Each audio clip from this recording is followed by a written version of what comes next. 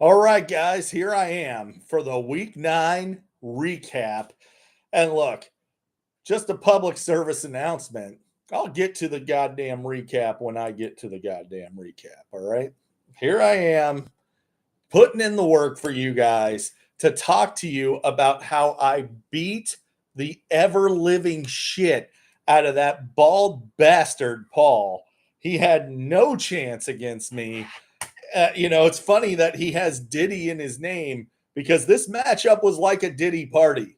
A lot of his guys just getting bent over. You look at Jalen Hurts, the second highest point scorer in this matchup. Of course, the first highest point scorer was Saquon Barkley. I don't know if you guys noticed the thumbnail, but Saquon jumped over a guy backwards. Yeah, he's freaking awesome. Who's not awesome? Paul. Paul's team sucks. He has no chance moving forward. He's probably going to be hanging stickers next year. But I like that Paul's staying engaged. At least he's trying. He's really giving his best effort, guys. And I don't know if that's a good thing or if that's just sad, but he really is giving it his best effort.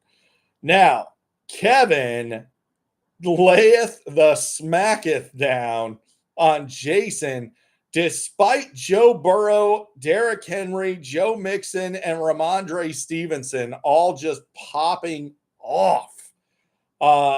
Jason scored 111 and got the loss. Kev was just too much to overcome this week. It was like all of his players did well except for Mark Andrews and the Atlanta D, which, by the way, what the hell are you doing with the Atlanta defense? You go ahead and cut them loose. They suck. They're not even playable in an easy matchup. They just got put up 3 fantasy points at home against the Cowboys. Gross. But that being said, hell of a week from Big Kev. Zay Flowers, Cortland Sutton, Terry McLaurin, Garrett Wilson. It would seem that Kevin has quite the quadri of wide receivers there. Jaden Daniels continues to be a solid performer, not flashing much of a ceiling since week 4, but pretty safe bet for 15 plus fantasy points. He's okay. He's no Jalen Hurts. He's all right. Tony Pollard looks awesome, guys. He's fantastic. Austin Eckler did a great job filling in for Brian Robinson Jr. And, there you go. Marvin Harrison Jr. continues to suck wind. This is what really cost Jason was that Jamar Chase, Brian Thomas Jr., and Marvin Harrison Jr. combined for less points than any of Kevin's 4 wide receivers. Is it time to drop Jamar Chase? People are talking. I don't know. We'll see what happens.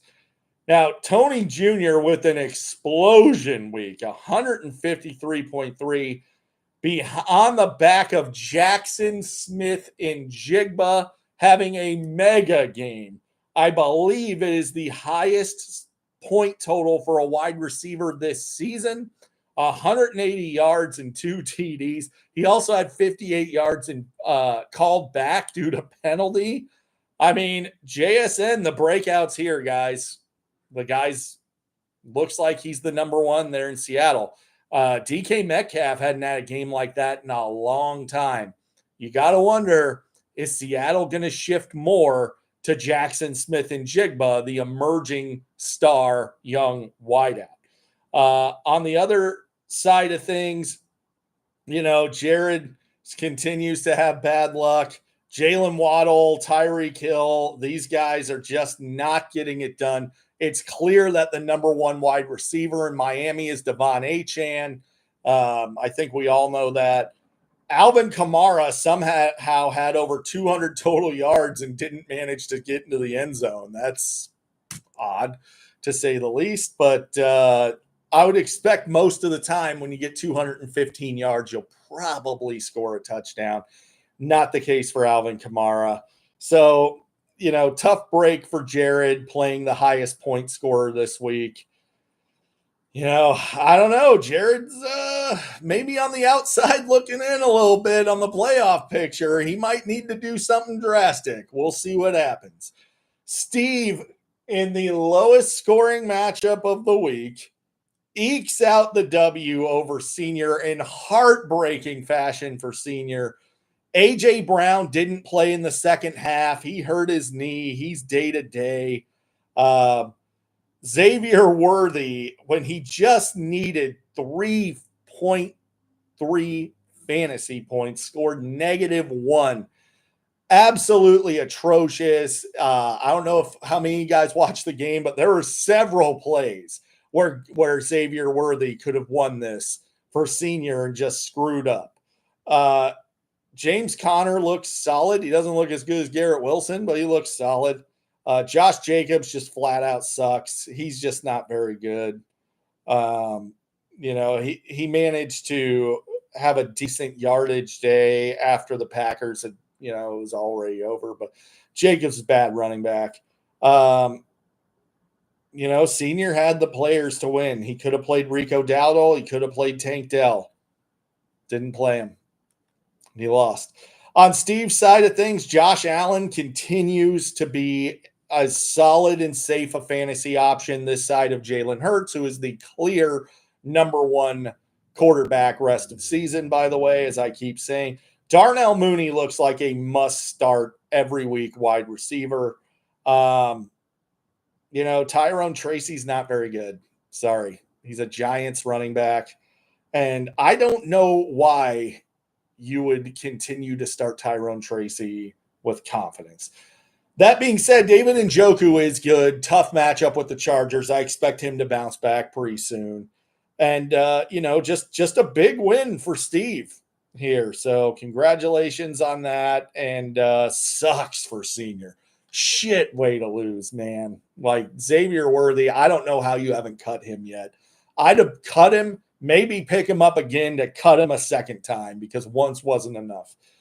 Now you look at DK Country, Joe versus Trey, and this one was never close. 46-point victory for Joe. It was the beating of the week.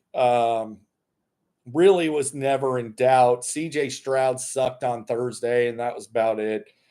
DeAndre Swift did okay against Arizona. Kind of disappointing in result there. Drake London's hurt now, but at least he's got Nico Collins coming back, so that'll be helpful. Quentin Johnston looks pretty freaking good, so maybe get Quentin Johnston in there. But on Joe's side of things, I got to tell you, I think Cade Otton's the tight end one right now. I know it's crazy, but Joe, if you want to trade me Cade Otton for Travis Kelce, you got my number. Hit me up. Josh Downs sucks. You got fleeced. Amari Cooper's going to ball. Sorry, man. Josh Downs sucks. Keenan Allen sucks. You probably cut him loose. Xavier Legette does not suck. He's going to be solid down the stretch. Chase Brown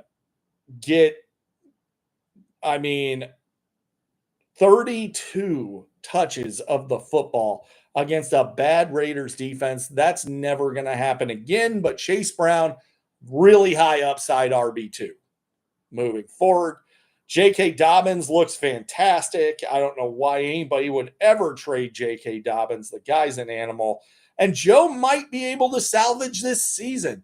Probably going to finish 5th or 6th like he usually does, but he might be able to salvage it. That's all I got for you guys this week. I will see you guys Thursday for the matchup previews.